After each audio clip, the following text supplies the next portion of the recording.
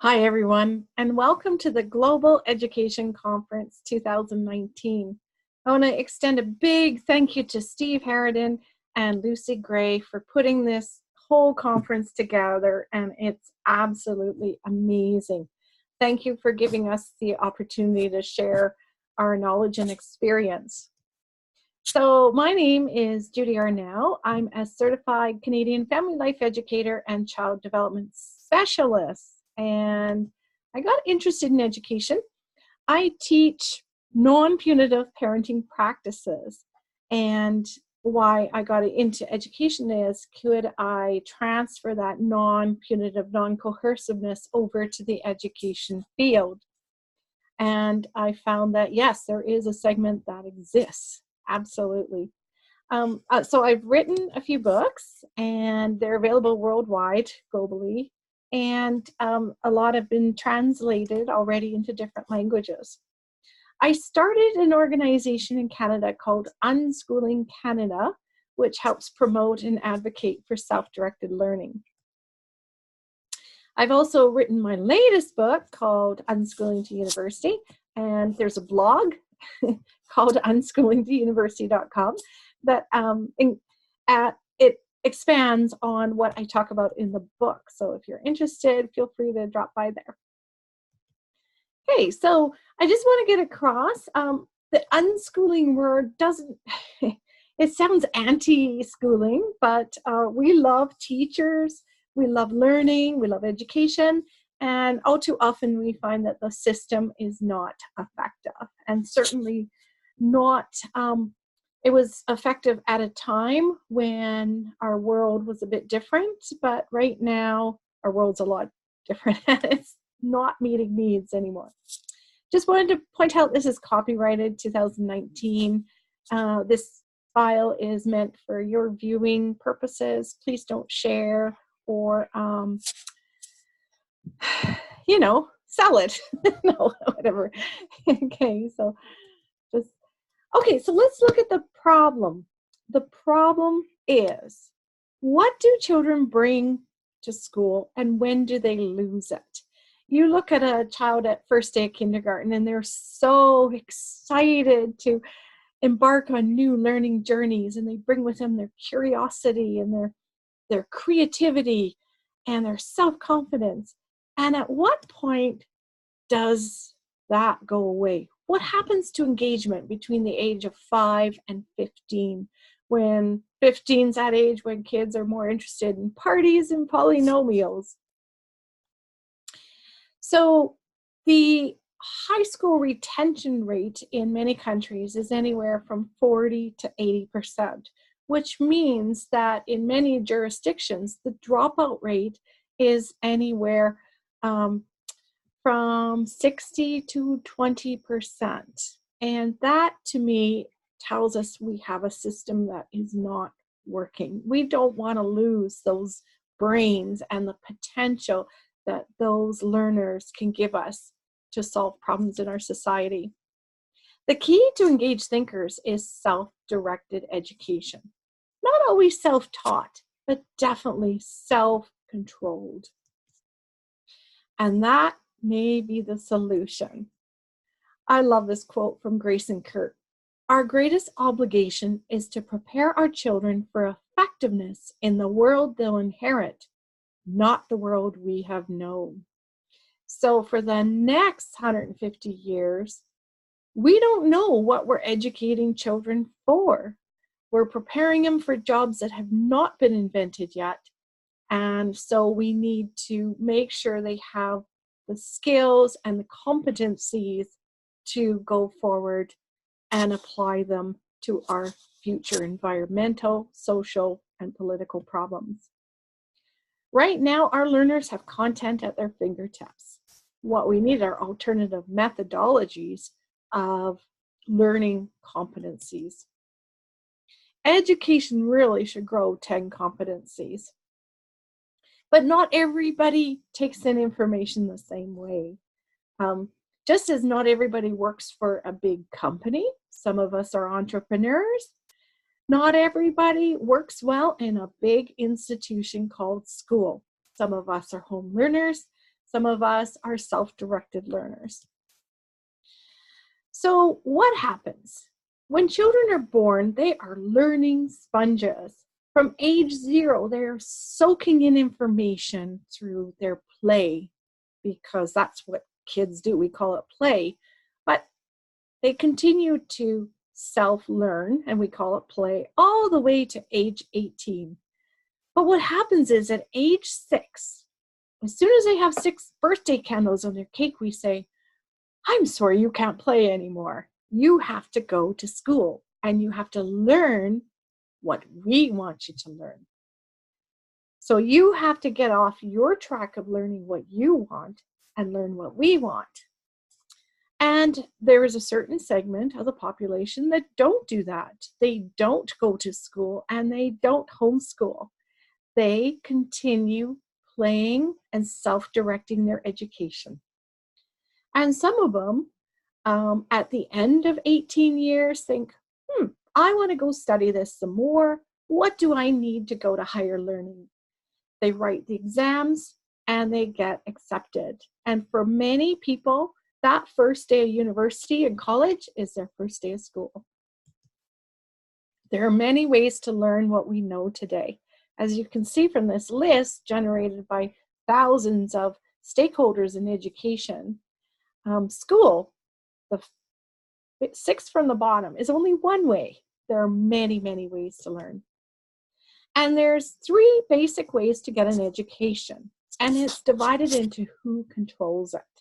So for school, it's government controlled, and that could be anything from a physical class, an online school, blended learning, which is half online, half classroom, correspondence, anything that happens in education, either in the home or classroom, that is controlled by a school, is school and government controlled.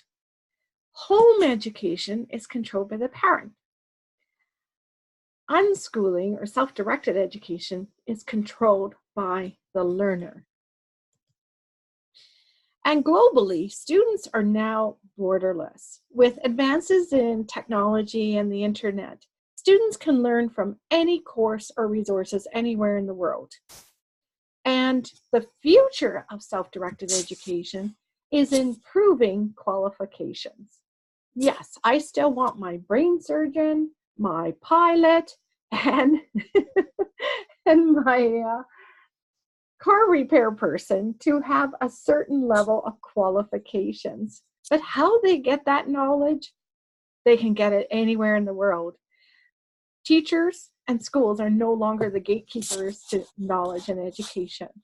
And as boundaries and regulations become less important, more of future emphasis will be on proving qualifications. Let's imagine self-directed education, and let's imagine education as a buffet. On this buffet are all different kinds of food. There's the broccoli and there's the chocolate cake. And education is a child standing there with an empty plate. And in school, the government, teachers, principals, curriculum managers, administrators, they decide how much of each food goes on that plate. And if that child can go back for seconds. In homeschooling, it's the parent that decides how much goes on that plate. And in unschooling or self-directed education, it's the child who decides how much of each food, or if the food, goes on their plate.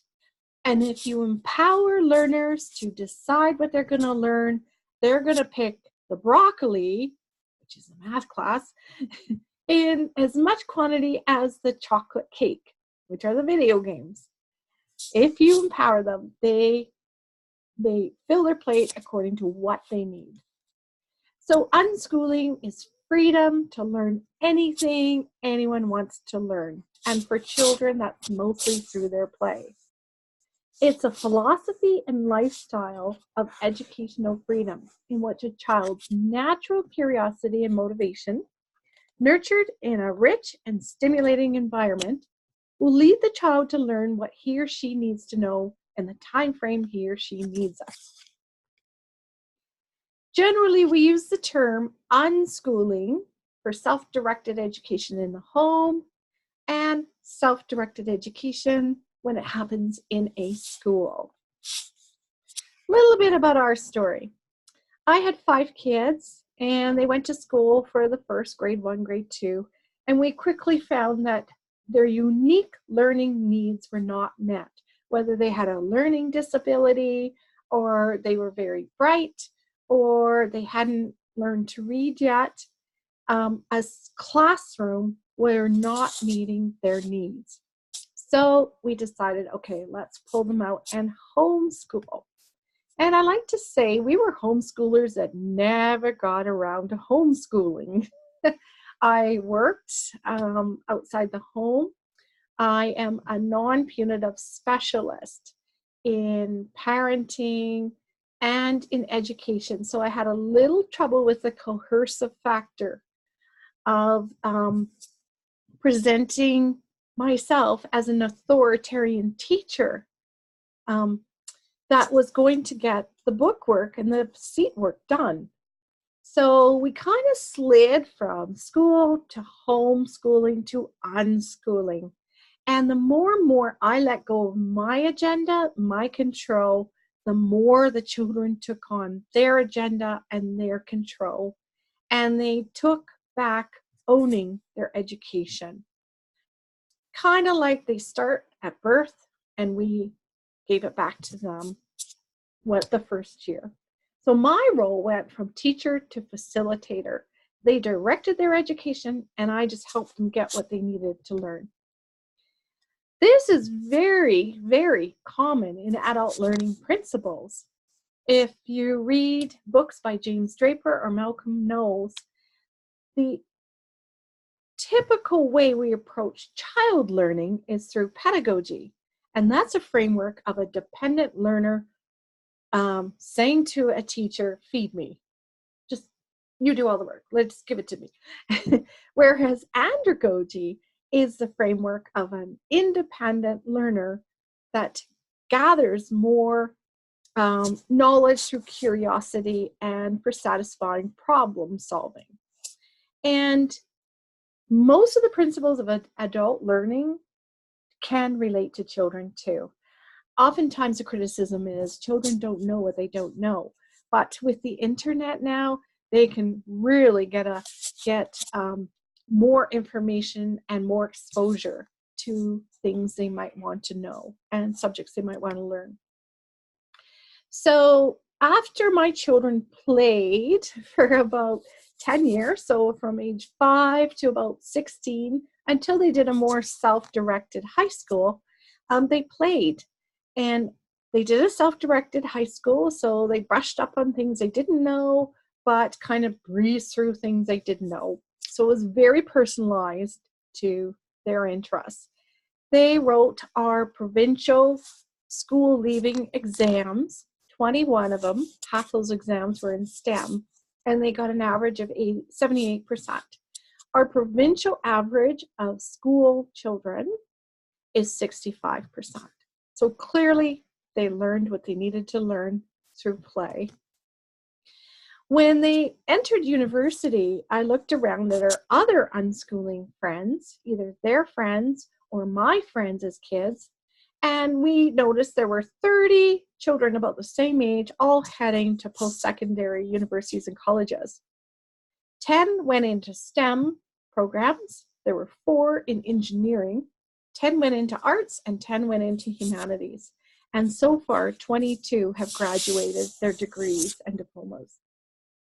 So I thought, okay, I have to write a book about this, because if I know 30 kids in my circle of friends who've done this, this is doable for the general population. This is not just bright kids. These are kids who have a whole variety of skills and interests and talents. So children do not need 16 years of formal education. Earlier, longer, and more academic seems to be where the push is, and yet children do not need that.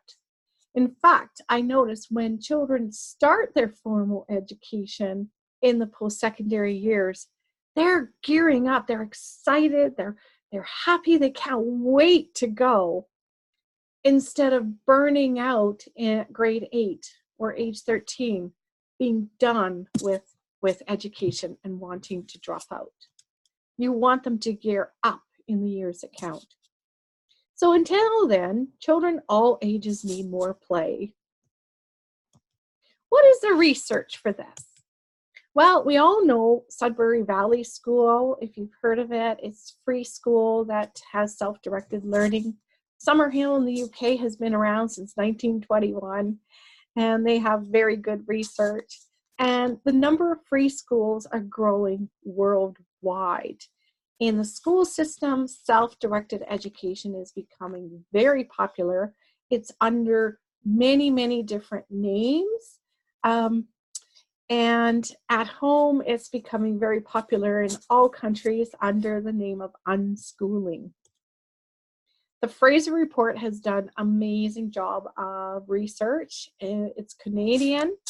And what the highlights they found is that homeschoolers outperform both public and private students. There's no advantage if the parents are certified teachers. There is no socioeconomic effect on outcomes, and children are involved in 8 social activities outside the home. There's high life satisfaction. It's certainly amazing cost savings, and the primary models of behavior are adults.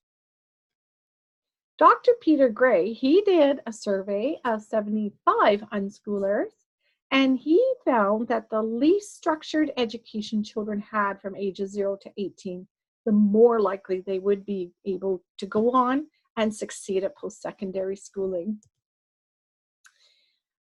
And in my book, in the survey of 30 kids who went to post-secondary, less than half of those 30 went to preschool.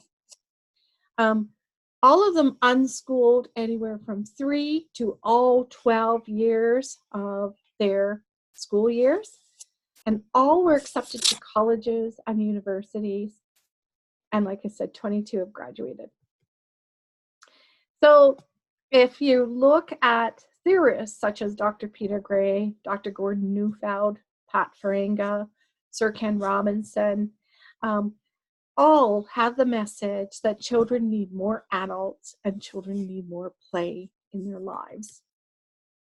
Let's kind of look at the brain development and learning link. Now, babies are born with 100 billion brain cells called neurons. And except for the bottom brain functions of the brainstem and the cerebellum, most of these brain neurons are not connected. By that, I mean that they do not have neurotransmitters going across that synapse to form connections between the axons and the dendrites. And how they form that after birth is through experiences and loving relationships with caregivers. And that is what grows brains. And that doesn't stop when a child's age 6. Now, having said that, those critical years are the first 6 years, but brain connections reach a threshold and then they prune, except for all the most strengthened ones. So the brain works on a use it or lose it basis. And this is important because a lot of what goes in the brain during 0 to age 13 leaves the brain if children aren't using it on a daily basis. And I used to think this too. I used to think brains are these receptacles. You just unzip and you pour this in, and you zip it back up and it stays in there so that when your child's 22 and wants to know how to factor a polynomial, they can retrieve it. Not so. If they're not factoring polynomials on a daily basis, they're going to lose that information. But yay, we have the internet to look it up now. Yay. However, that's not to say that the experience of learning polynomials doesn't build pathways in between brain cells. It certainly does, but so do video games. Anything that is stimulating will build those pathways. Children develop physically, cognitively, socially, and emotionally, and all within context of relationships. And that doesn't end at age 6, which is why self-directed education with a caregiver or a facilitator is so important. Children need adults through every stage of their life. Babies need adults to build attachment and trust. Young toddlers need adults to build security and to keep them safe during exploring. Older toddlers need adults to build security and confidence and help in their emotional self-regulation. Preschoolers need adults to help build that self-regulation and answer all of their questions, because they're really starting to gather questions. Now, executive function is the development of the prefrontal cortex. It involves 4 parts of working memory, focus, self-control, and planning. And as you can see from the graph, from age 3 to 6 is a huge leap in a child's ability to self-regulate and to think. That's why they don't start formal education at least until age 6. But even so, there's another big leap from age 13 to 25 in executive function. So a lot of children who play from birth to age 13 are ready for more paper-based learning at age 13 through the teen years. And what we've noticed is that at age 17, children really kick into that self-directed, that self-control, and start planning what their future occupation will be. They have the ability to focus and concentrate on attaining the education gaps they might need to go on and pursue post-secondary. So babies, toddlers, and preschoolers, they learn best through their 5 senses: hearing, seeing, touching, smelling, tasting. But so do school agers. They also need adults to help build skills and relationships. And they still learn through 5 senses, so experiential learning is still better than working through textbooks and workbooks. Maybe they don't put everything in their mouths anymore, like the tasting, but they talk. And for those people who say, well, how can you learn 8 grades of math in 3 months? Well, they don't start in grade 8. They learn through play from 0 to 13. So if they start a more formal paper-based math program at 13, they have experiential learning to draw back on and help them embed it into their brains. So, for example, all these things here are learned through play, through games, through activities, through anything as simple as having a lemonade stand or reading books like Asterix and Obelix. That's where they learned Roman numerals. Perimeter and area, they learn it through helping you with home renovations, or volume, taking a package to the post office. Through daily life and application, they learn all these things through experiential math and through their play. This is x squared plus 4x plus 3. Then at age 13, when their theoretical and their abstract thinking starts becoming much more sensitive in their brain, they can understand abstract concepts, and that's when they're more ready for paper-based work. So teenagers, but they still need adults, and they need to learn about relationships and life within a context of healthy mentoring adult relationships. They also learn best through 5 senses. Hearing, seeing, touching, smelling. If I could present this session through. In person, I could do it a lot more interactively, but I'm limited to the two-dimensional world of hearing and seeing. But we all learn better through our five senses. And the brain is still processing to age 25. So we know the optimum conditions for learning is that the more learning is like play, the better the result. So let's let children play. However, there is a focus right now in the media on brain development, and the emphasis on direct instruction can be harmful in that it encourages parents and caregivers to throw out play in exchange for a more structured learning environment. Yet children learn through play. And I love the way John Hoffman says this. Overplaying the brain development learning concept runs a risk of pushing adults to manage or control play, both counterproductive to free play, which is supposed to be spontaneous, unpredictable, and at times seemingly pointless. Something grown-ups should leave be as much as possible. Adults' role is to supervise to keep us safe, supply some of the requested materials, and participate when we're asked. And in other words, get out of their way. Let them play, but we're there to ensure safety. So unschooling explained, as I said, it's knowledge acquired on a need-to-know time frame as determined by the learner. And I already said this, it's educational freedom. I often get asked about, well, what about music lessons? When children want to learn something, they can seek out a teacher if they want to learn direct. They can also self-teach, or they could find some programs on the internet.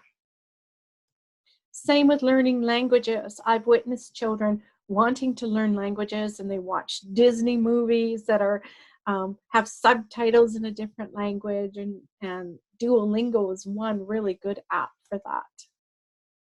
So unschooling is self-directed education, but the child determines the pace, the content, the delivery, the time, and the assessment. It's facilitator attentiveness to indicated needs for children's learning and the ability to facilitate the expertise, time, and resources. It's totally determined by the child. A child may indicate a desire for structured activities, maybe textbooks, courses, tutoring, direct teaching, maybe even a school, or totally unstructured activities such as playing video games. It's all desired by the child. And if there's any motivation problems, it is not self-directed education, and it's not unschooling.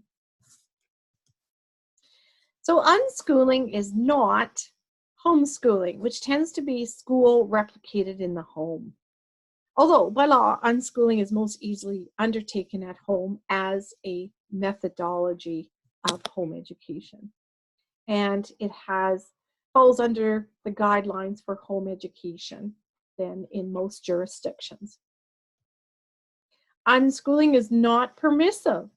A parent or adult acts as an attentive mentor or facilitator that provides resources for the learner when they indicate interest. Permissiveness is inattentive neglect, and neglect does not occur in unschooling. Unfortunately, it's not well researched yet. We treasure what we can measure, yet most unschoolers detest the whole idea of standardized testing. Knowing and believing as many teachers do, that testing does not assess the full range of intelligences, capabilities, and evaluation of the whole learner. Thus, the measurement of how unschoolers compared to schoolers is largely unstudied. There's a few studies out there where they measure kids at different points of time, and I think they are way too early. If they could measure at the end of childhood, when a child has had a lot of years to cover all the topics of interest to them, then it would be a much more fair comparison. And that is why I chose entry into post-secondary as my benchmark in Unschooling-To-University. Unschooling is not uneducated. Children who unschool learn as much or more as children in structured learning environments, but may delve deeply into subject areas and explore passionately where in other circumstances they'd have to quit. Learning stick because they're intrinsically motivated. So how do you unschool? It's simple. Provide plenty of unstructured time and offer a stimulating environment. And a facilitator would be nice too. A lot of things children can't access on their own, so they do need the adult, not to be the teacher, but to be the resource getter. What do kids do all day if they don't go to school and they don't homeschool? They read, they research, they play, they discuss, they game, board games, video games, they have chores, they go on errands, they go on field trips, they travel, they cook, they make crafts, they produce projects, they volunteer, and when they're older, they run a small business. And all of those teach them math, English, science, social, health, technology, and team building. What about university? Most often, children do apply to a community college, or they may write the SATs and apply, or they may write the leaving exams of school. And there's at least 14 ways to get into post-secondaries and have their knowledge validated. So global self-directed education in the classroom and home. Like I said, students are borderless now. They can learn from any course or resource anywhere in the world. As many as you know, Khan Academy has made an amazing array of videos for teaching learners that want to know math and science. Excuse me. And I know they were very helpful for my children. And they could watch them at their own pace. And if they didn't understand anything, they weren't forced to watch. And maybe they came back again a few months later and looked at it again and understand it a lot more again. So that was very, very. And the future is proving qualifications. So schools may not offer the actual education, but they may offer validation requirements. And like I said, teachers and schools are no longer the gatekeepers of education. Everybody can access what they need to know through their phones. It's growing worldwide, and like I said, at home it's called unschooling. In a free school, it's called self-directed education. Now, there is a bit of difference in schools based on funding. A lot of schools that are government funding have to be accountable to taxpayers and society for providing an adequate education. But who decides what is an adequate education? Is learning through free play any less adequate than studying through a textbook? That is determined by the learner. So there's a bit of difference in free schools that do not accept government funding may have the ability to allow children to learn as they please without a government-imposed curriculum. So unschooling is basically play, and parents doubt play. I get questions all the time. Does my toddler need social interaction? Does my preschooler need to know the alphabet? Does my baby need an iPad? Surely my child needs school to learn. The answer to all those questions is no, except, toddlers do need social interaction, but not so much with peers, more with adults. But 1-year-olds do not need full-day school. Play is one of the UN's rights of the child, and every child should have the right to play. Earlier, longer, and more academic is not the answer to help children learn. Yes, competition for good universities exists, but more of what doesn't work doesn't work. Children need play, they need downtime, they need adult relationships. That's what works to stimulate the brain and their desire to learn. There are many barriers to play, but a lot of them can be avoided. As we know, children don't distinguish at age 5 between the fun of a big cardboard box or a toy with an electric train that goes around a track by themselves. They get more fun out of a box because they apply the energy to it. And they can apply the creativity and imagination. And that's what grows those brain neurons more than having toys that do things for them. Dr. Peter Gray has done a lot of studies on the elimination, not so much the elimination, but the downplaying of free play, especially in the US and North America in the last 50 years. And the increase at the same time in children's mental health and their quality of life has been adversely affected. So children do need play for their mental, physical, social, and emotional health. And we're talking free play, not organized play. Free play is directed by children. It is not directed by adults. Organized soccer is not free play. The other thing we notice about unschooling is that in a school system, funding becomes prioritized and the child often becomes the last consideration. In homeschooling and unschooling, the child is always the first consideration because love knows no boundaries. And this is what I was talking about different kinds of unschooling or self-directed education. The key is whose inquiry is it and who's directing the learning. So if children sign up for self-directed school and the school says, okay, what area of bats do you want to study? Not if you want to study bats.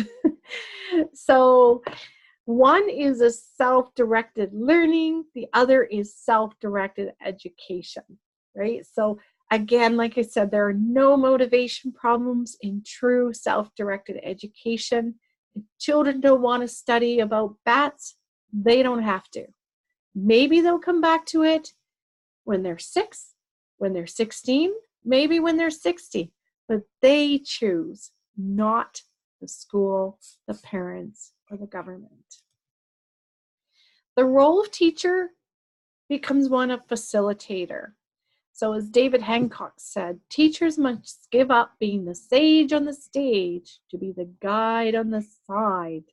And their role is to show how to access resources, ask questions, offer but not impose resources, model curiosity, observe children and help them make connections, allow boredom to exist, because that's when creativity comes forth. Take time for interests and seek support for those shaky times they don't really see progress. This is a sample of an education plan. In many jurisdictions, that is one requirement for the government, and it's as simple as 3 paragraphs. Our goals, what we're going to use for resources, our methodology is self-directed education, and our forms of assessment most often is narrative observation.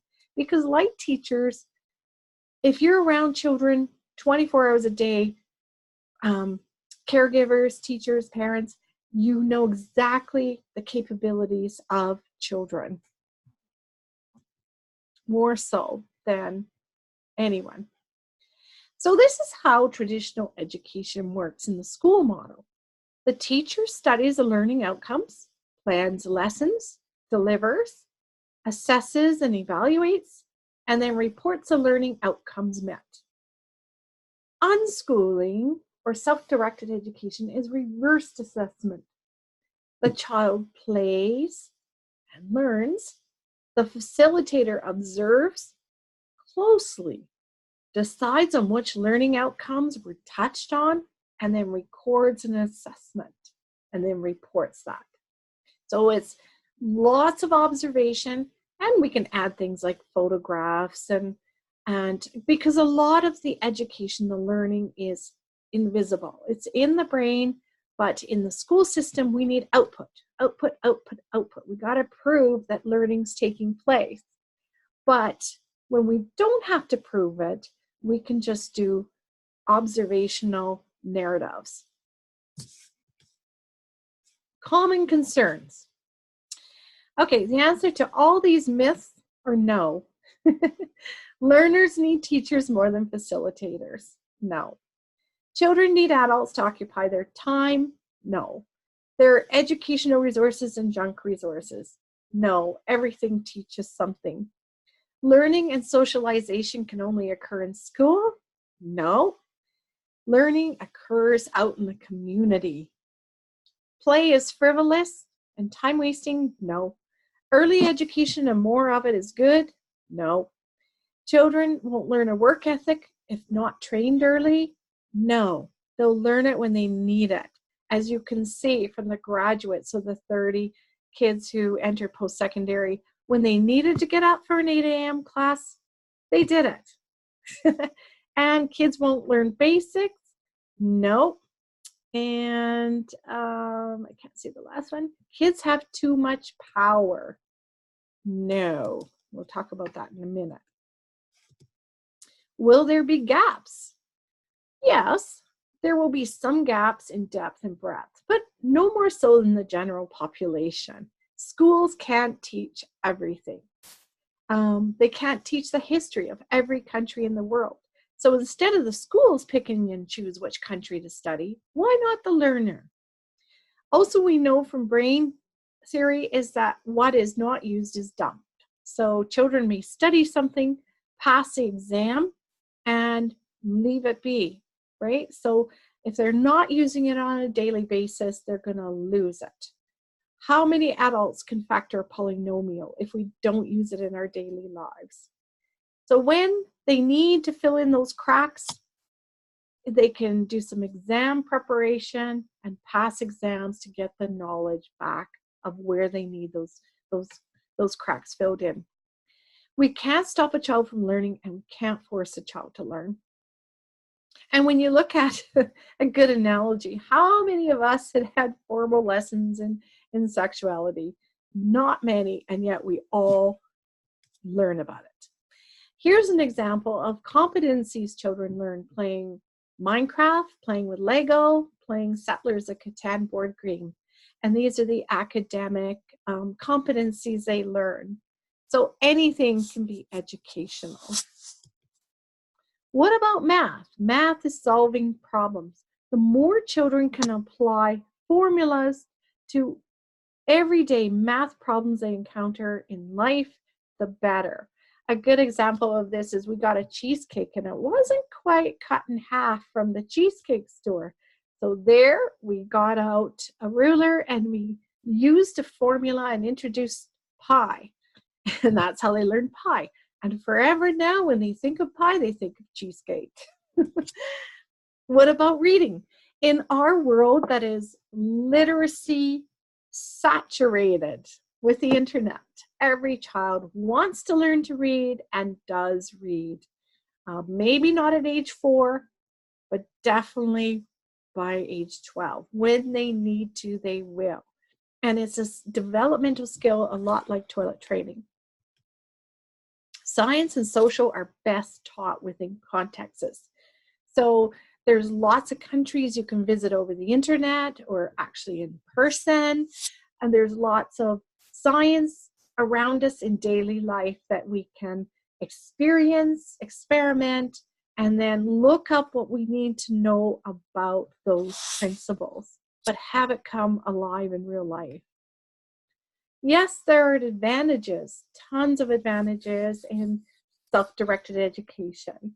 These are some of them. I won't read them all for time, but top of the list, motivation is never a problem, and the child is always developmentally ready for the material because it covers all learning styles.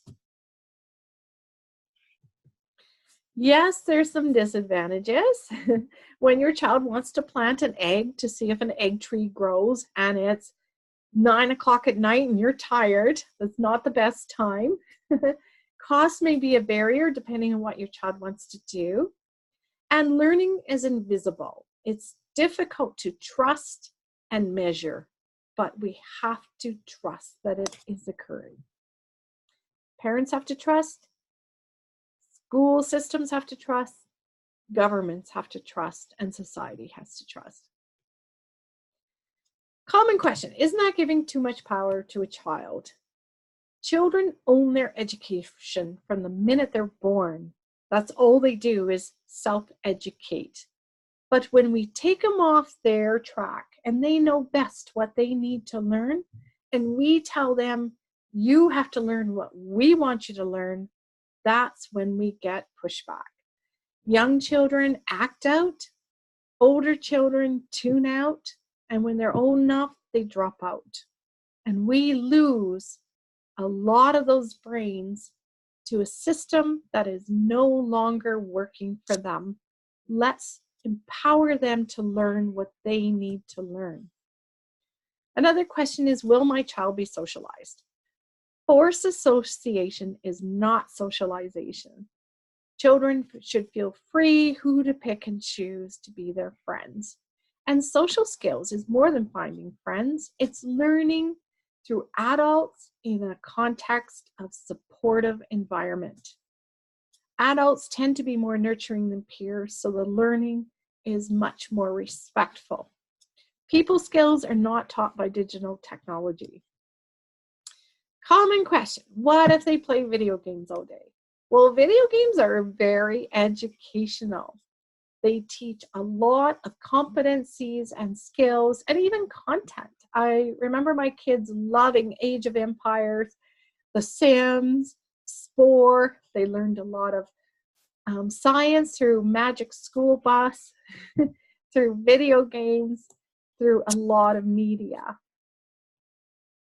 And again, when they're ready to learn more formalized through textbooks, then it sinks in a lot better. Not to mention that screen time, every family needs to determine how much screen time is a good balance for their life.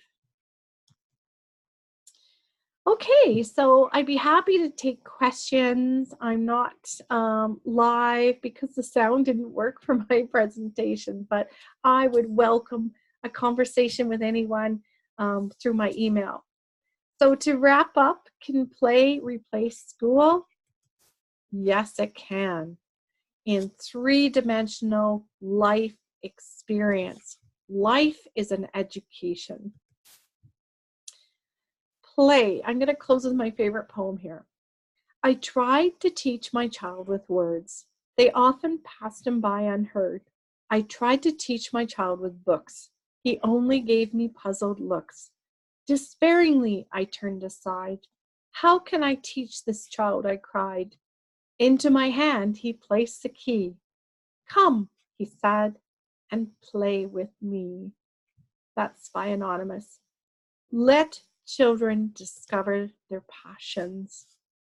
Let's empower them to own their education from the day they're born, and they will soar. Thank you for listening to this presentation. And again, here is my email address. I'm at jarnall@shaw.ca. And my website is professionalparenting.ca. And you can follow our blog, Unschooling-To-University.com, or you can join our organization, unschoolingcanada.ca. Thank you for Steve and Lucy for organizing the Global Education Conference. And I wish you well on your education journey.